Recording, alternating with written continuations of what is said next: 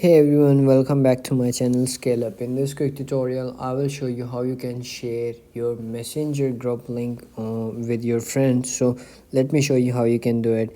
Open up your messenger app and log into your account and go to that group, that link you want to share with your friends. So click on the nameplate of your group and then scroll down and you will see over here link invite.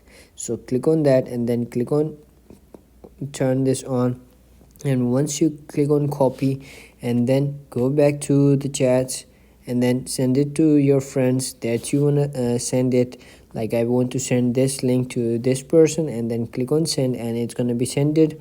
So that's it. That's how you can do it. If you found this video helpful, don't forget to like my video, subscribe my channel Scale Up, and also drop me a comment for more tips and tricks videos. Thanks for watching. See you in the next video. Have a nice day. Bye bye.